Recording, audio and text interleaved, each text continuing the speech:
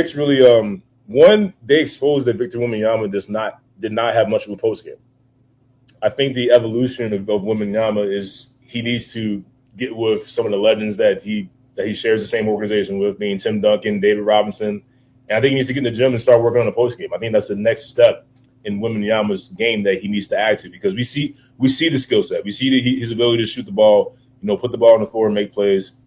Obviously an all-time great already defensively, but I think the next step for him is to develop that post game and not rely on face-up driving to the basket and being a jump shooting big man. The Spurs had double-digit leads in each one of their losses. They led for the majority of these NBA Finals. But when you look at this, in Game 1, they were up by 14. They lost. In Game 2, they were up by 12. Lost the game. Game 4, they were up 29 points in New York, and they lost that game. And then in this Game 5, the closeout game, they were up by 16. Again, they lost the lead. All through these finals, the way that when they first went down 2-0, the main thing that I kept hearing from a lot of people that I've talked to is that, this is a young team. This is an inexperienced young team. This is where they get their experience. They have to go through some things. And to a degree, I get it. Yeah, young team, inexperienced, there's going to be some things, there's going to be some hiccups along the way. But my thing is, what were the playoffs? What were the Western Conference playoffs for the Spurs? You went through a very physical Minnesota Timberwolves team, a pesky Portland team in the first round, but Minnesota was very physical. Had you down, I believe, early in that series. And they were beating up Wembanyama left and right. Yet they overcame that. And then you go into the defending champion's house in Oklahoma City Thunder, albeit they're down Jalen Williams and then eventually down A.J. Mitchell. Those are two big pieces. I understand that.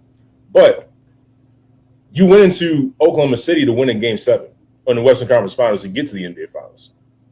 So while I understand that this is a young team, there's experiences they need to go through to get better.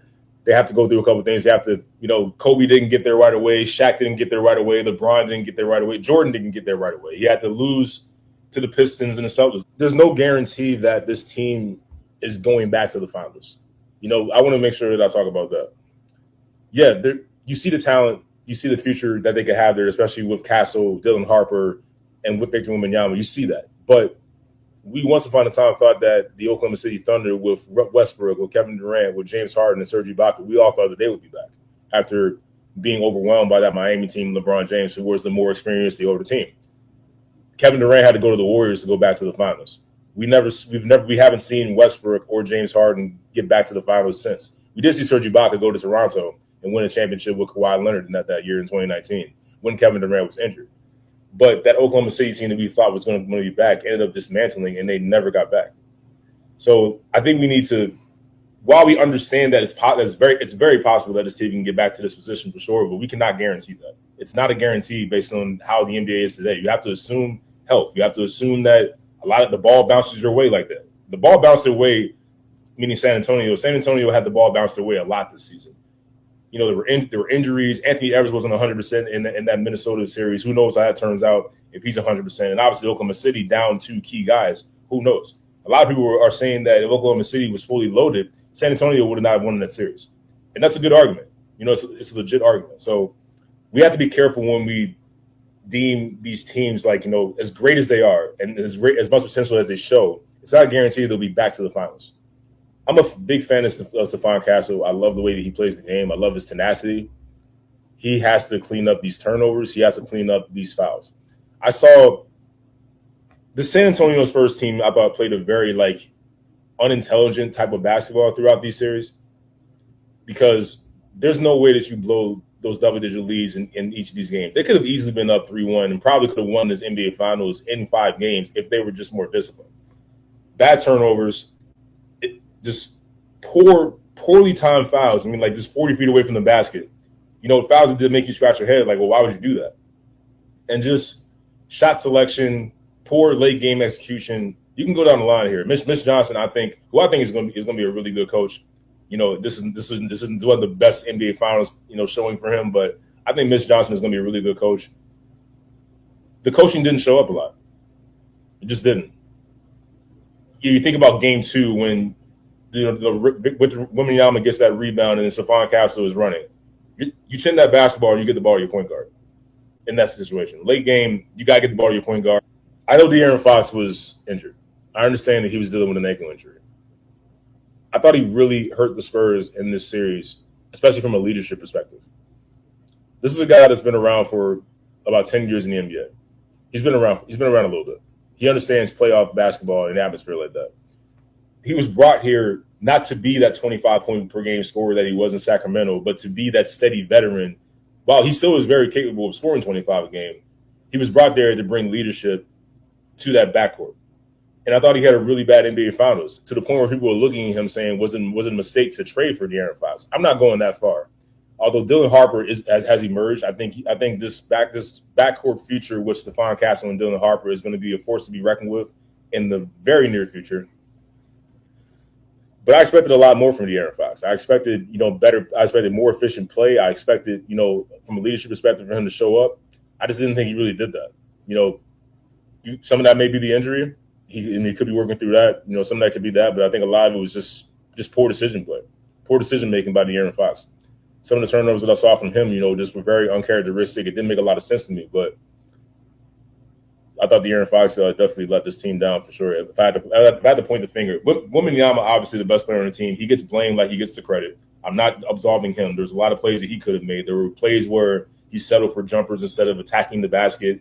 There was a game where he took 4 shots in the first half. You can't have that from your star player. You can't be casual. You can't be, not being aggressive when your team needs you, especially in the NBA Finals. He'll learn that.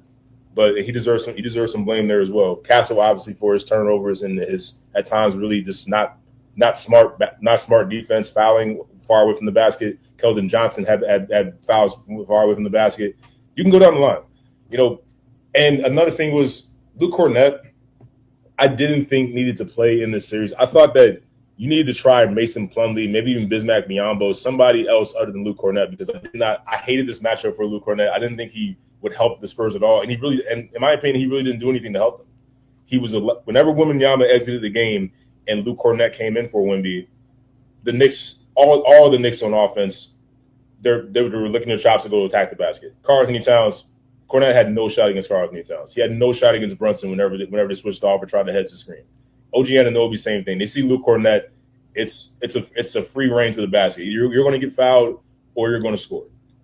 And I just thought Luke Kornet really didn't help them. That's something that San Antonio needs to address. They need to address who's going to be that viable backup going forward for Wembanyama. I can't give the Spurs this.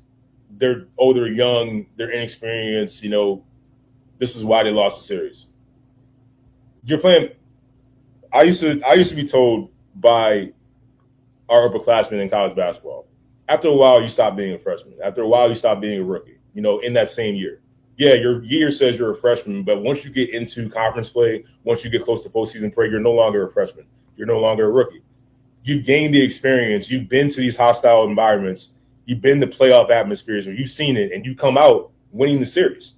To me, that's experience right there. So I don't want to hear about, yes, it's the NBA Finals. It's a different animal. I get all that. But at the same time, it's still playoff basketball. You've seen it. You went into Oklahoma City and took out the defending champions. To me, that's playoff experience.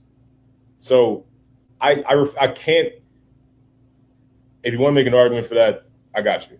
But just for me, how I look at it through my lens, I don't believe that I can use this whole they're inexperienced and they're young, excuse and everything. Because again, we're not sure that this team is going to be back for the final. We can see that the talent, they have the potential to get back, absolutely.